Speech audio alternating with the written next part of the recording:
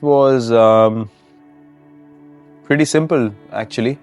I remember, since the time I can remember things, I remember always wanting to play cricket, just hold a cricket bat and just hit balls.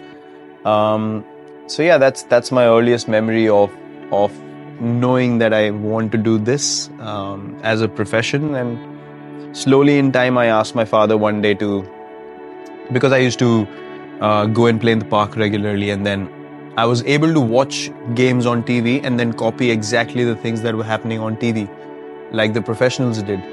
And then my friends told me, you're pretty good. I mean, where did you learn this? And I used to tell them I saw it on TV yesterday, and I thought I'll try it here. And I used to execute it properly. So we grew up in a housing society, and people were always together, always, friends spending time with each other, just being kids, really, just having fun in life and just enjoying life every day. And yeah, it was a beautiful.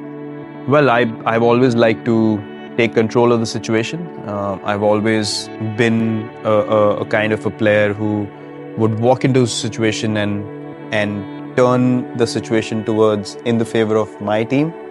And that's why I think I'm an aggressive batsman, because a lot of people, they would go in and they would be wary of the situation, whether they want to attack or not. My game is totally counter-attack. My game is, if I look at spaces in the field, I think of the fact that I can score runs here and I don't feel like I might get out. So you have two ways of approaching your skill. Either you give in to the opposition's plans and their mind games, or you believe in yourself and say, everyone's looking at this as a pressure situation, but I look at it as an opportunity. So I go in with that mindset, and 8 out of 10 times it happens in a way that I'm able to counter-attack. Angles play a huge role in terms of batsmanship as well. Sometimes you have to.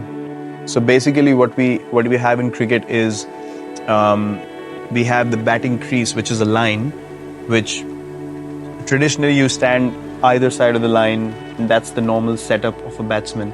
But sometimes if you play in England, the ball swings, it moves around. When the bowler bowls the ball. So in baseball, you don't have the ball moving around so much, but in cricket, you have a lot of variation with the ball, where the ball has a seam stitched to it. So when it pitches on the surface, it can go either way. Mm-hmm. It swings in the air because of the conditions, because of the shine on the ball. So there's so many variables that you need to counter. And batting is about a split second of a decision. If I make the wrong decision, I sit outside and I clap all day. So the precision of that split second has to be so good, and you have to keep countering it and keep being in the right mindset every ball of the game, every second of the game. It's tiring at the end of the day as well mentally, but to counter those kind of things, if you stand in your normal sort of traditional position, you have more chances of getting out. So sometimes you cut angles in a way that you stand in a different place to make the bowler do something different. So those are the things that work really well in your favor in cricket. How does visualization help with that? It is everything for me.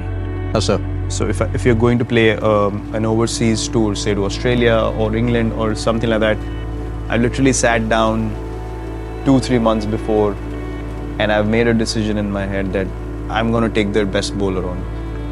And when I train in the gym, when I'm practicing, regularly there are visuals running in my head, me dominating that bowler.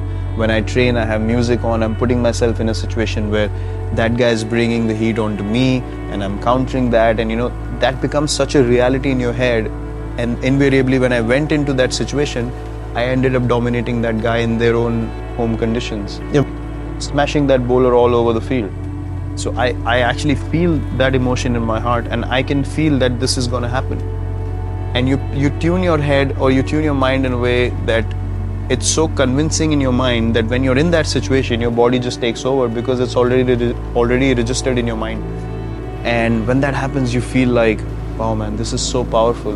Because if something looks difficult, and if you don't convince yourself to go out there and achieve the opposite, you're never going to be able to do it. You can't just land in a place and say, I'll see what happens.